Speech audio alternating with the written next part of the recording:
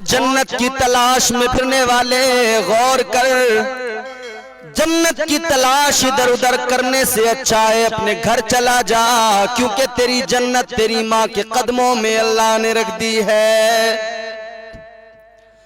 ماں کی خدمت کر، اللہ راضی ہو جائے گا، رب کا رسول بھی راضی ہو جائے گا۔ اور اگر ماں ناراض ہے، یاد رکھ لے ساری عبادتیں سارے سجدے اللہ منہ پہ مار دے گا۔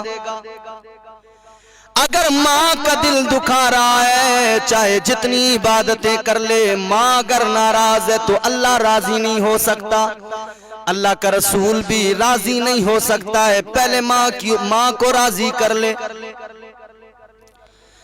تاجدار مدینہ امام الانبیاء کی بارگاہ میں ایک آنے والا آ کر کہنے لگا، یا رسول اللہ، میں نے اپنی ماں کو کاندھوں پہ بٹھا کر حج کرایا، کعبے کا طواف کرایا، آقا ایسے موسم میں کرایا، اتنی سخت گرمی، اتنی سخت دھوپ کہ اگر گوشت کا ٹکڑا چٹان پر رکھ دیا جائے تو وہ بھن کر کباب بن جائے۔ یا رسول اللہ، ایسے موسم میں نے اپنی ماں کو اپنے کاندھوں پہ اٹھایا، اور کاندھوں پہ اٹھانے کے بعد میں کعبے کا طواف کروایا۔ یا رسول اللہ، یہ بتائیے کیا ماں کا حق ادا ہو گیا؟ اللہ اللہ، امام الانبیاء نے فرمایا، تاجدار مدینہ نے فرمایا، یاد رکھ، جب تو پیدا ہوا تھا اور تیری ولادت کے وقت میں جب تیری ماں کی ایک چیخ نکلی تھی، ابھی تو اس ایک چیخ کا بھی حق ادا نہیں ہوا ہے۔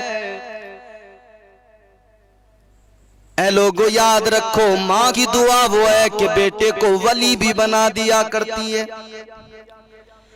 حضرت بایزید بسطامی رحمت اللہ علیہ کو ولایت کا تاج اللہ نے عطا فرمایا، ماں کی دعا کے صدقے میں عطا فرمایا۔ اور میرے مصطفیٰ جان رحمت صلی اللہ تعالیٰ علیہ وسلم کے ایک عاشق ہیں جن کا نام ہے حضرت اویس قرنی۔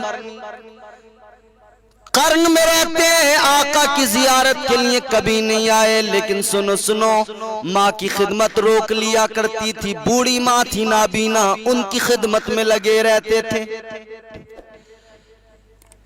امام الانبیاء تاجدار مدینہ سید کونین صلی اللہ تعالیٰ علیہ وسلم نے اپنے بٹن کھولے سینے کے، ٹھنڈی آہ بھری اور فرماتے ہیں کہ مجھے قرن سے رحمان کی خوشبو آتی ہے۔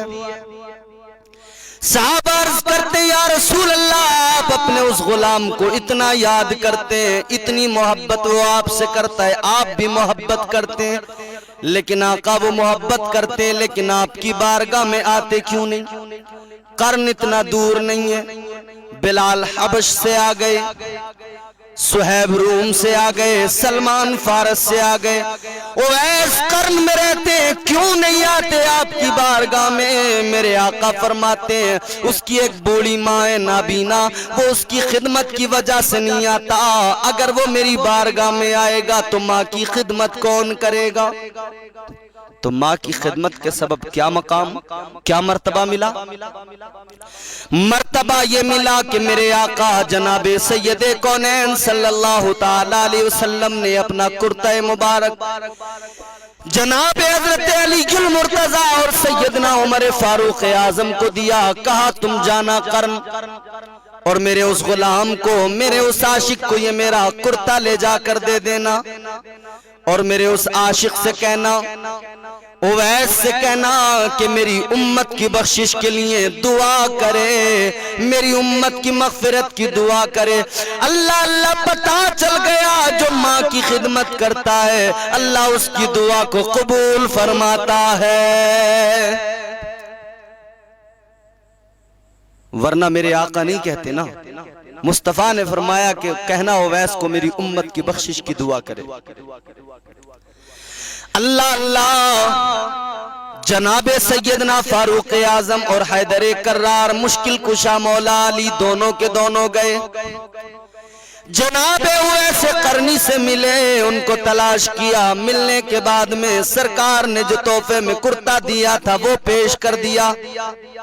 بلال تو جھومنے لگے، مچل گئے، آنکھوں میں اشک آ گئے۔ میرے آقا نے مجھے یاد کیا، کہتے بتاؤ جب میرے آقا کی زبان پر میرا نام آیا ہوگا وہ کیسا سما رہا ہوگا، میرے آقا نے مجھے کیسے یاد کیا ہوگا۔ اللہ اللہ، عشق نے بے خود بنا دیا۔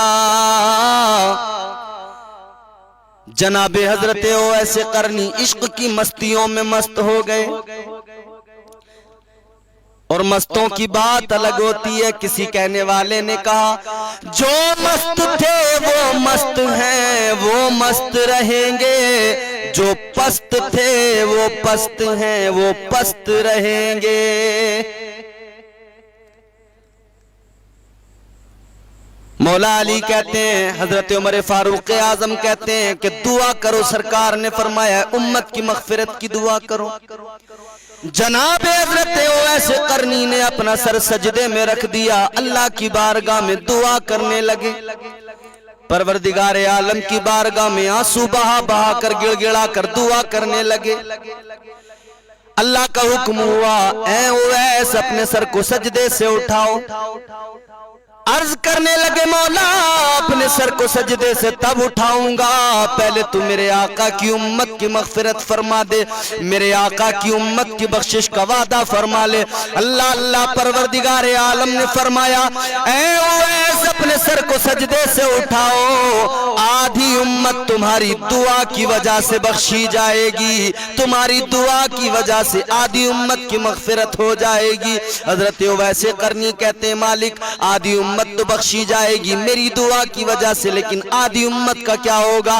اللہ تبارک و تعالی فرماتا ہے اے اویس آدھی امت کو تمہاری دعا کے صدقے میں بخشوں گا، اور آدھی امت کو میرے محبوب کی امت میں پیدا ہونے والے ولی عبد القادر کی دعا کے صدقے میں بخشوں گا۔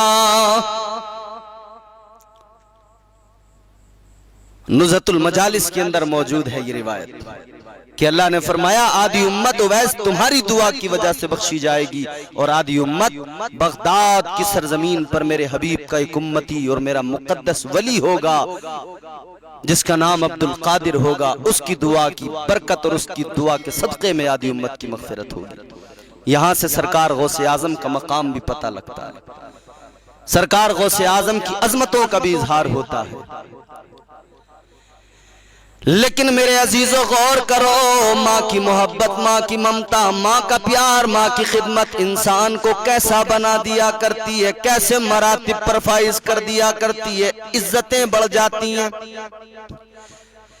جناب حضرت اویس قرنی کا مقام بلند ہو گیا، عزتوں میں اضافہ ہو گیا، خیر التابعین کہلائے۔ ماں کی محبت، دنیا میں بھاگتے رہو جنت کی تلاش میں، ماں باپ کا دل دکھاتے رہو، کچھ نہیں ہونے والا۔ آج لوگ بڑے کار خیر کرتے ہیں مگر ماں باپ کو ناراض کرتے ہیں، ماں باپ کی دعا نہیں لیتے، پیر کی دعائیں لیتے پھرو، ماں باپ گھر میں ناراض بیٹھے ہوں، کچھ کام نہیں ہوگا پیر کی دعا سے۔ پہلے ماں باپ کو راضی کر لو، ماں کی دعا اگر مل گئی تو پیر کی دعا بھی کام کرے گی۔ اور یہاں تو الٹا معاملہ ہے، ماں کو تو خاص طور پر نوکر سمجھ لیا لوگوں نے، سارا دن بیچاری کام کرتی رہے، محنت کرتی رہے، برتن مانجھے، کبھی روٹی بنائے، کبھی کھانا کھلائے، بچوں کے لیے تڑپتی رہے، کوئی چھٹی نہیں ہوتی اس کے لیے ایک دن کی بھی، اور کوئی تیوہار کا دن آ جائے تو اور اسے 10 طرح کے کھانے بنانے ہیں، پھر بچے الگ اپنی اپنی فرمائش ہیں، میں یہ نہیں کھاؤں گا میں وہ کھاؤں گا، دوسرا کہتا ہے میں وہ نہیں کھاؤں گا میں وہ کھاؤں گا، اس کے لیے الگ بنائے گی، اس کے لیے الگ بنائے گی۔ ماں ہے اس کو نوکر سمجھنے کی کوشش مت کرنا، ماں کا خیال کر، اس کا ادب کر، اس کی عزت کر، اس کا احترام کر۔ اور وہ ایک ماں 6 7 8 10 بچوں کو پال دیتی ہے، انہیں کھلاتی ہے، مگر جب ماں بوڑھی ہو جاتی ہے تو یہ 6 7 8 10 بچے مل کر ایک ماں کو نہیں کھلا سکتے، ایک ماں کی خدمت نہیں کر پاتے۔ ایک باپ کم مزدوری ہوتی ہے لیکن 8 10 بچوں کی پرورش کر دیتا ہے، انہیں کھلاتا بھی ہے، اچھا پہناتا بھی ہے، لیکن یہی بچے جب بڑے ہوتے ہیں تو کہتے ہیں ہم کہاں سے کھلائیں، کہاں سے ان کی ضرورتیں پوری کریں، کہاں سے دوائی دلوائیں، ہمارے ذمے بہت خرچ ہیں، ہمیں بہت کچھ کرنا ہوتا ہے، بچوں کی اسکول کی فیس بھی دینی ہوتی ہوتی ہے, ہمیں بہت کچھ کرنا ہوتا ہے. نادان, انہوں نے کل تیرے لیے وہ کیا تھا جو تیرے لیے کسی اور نے نہیں کیا اور نہ کوئی کر سکتا تھا. ماں باپ کا پیار کیا ہوتا ہے ان سے پوچھو جن کے سر پہ ماں باپ کا سایہ نہیں ہوتا. جو یتیم ہوتے ہیں ان سے پوچھو. رضا سرسوی نے کہا قبر کی آغوش میں جب تھک کے سو جاتی ہے ماں, تب کہیں جا کر رضا تھوڑا سکون پاتی ہے ماں. مانگتی ہی کچھ نہیں اپنے لیے اللہ سے, اپنے بچوں کے لیے دامن کو پھیلاتی ہے ماں. ماں وہ ہے جو اپنے لیے کچھ نہیں مانگتی, ہمیشہ اللہ کی بارگاہ میں دامن پھیلا پھیلا کر اپنے بچوں کے لیے دعا کرتی رہتی ہے, اپنے بچوں کے لیے, اپنے بچوں کی خیر کے لیے دعا کرتی رہتی ہے. اللہ اکبر کبیرہ. جن کے ماں باپ موجود ہیں انہیں چاہیے کہ اپنے ماں باپ کی خدمت کریں. اور تاجدار مدینہ صلی اللہ تعالی علیہ وسلم نے اتنا ماں کی عظمت کو بلند کیا ہے کہ میرے آقا جناب سید کونین صلی اللہ تعالی علیہ وسلم کی ماں تو بچپن میں ہی دنیا سے رخصت ہو گئی تھی, لیکن وہ ماں جنہوں نے دودھ پلایا رضائی ماں جناب حضرت حلیمہ سعدیہ, انہوں نے آقا کی پرورش کی, میرے مصطفیٰ کو دودھ پلایا. میرے آقا نے ان کا اتنا ادب کیا, ان کا اتنا احترام کیا, جب بھی آتی مصطفیٰ تعظیم میں کھڑے ہو جاتے. مصطفیٰ جان رحمت اپنی رضائی ماں جناب حلیمہ سعدیہ کا اتنا احترام کرتے.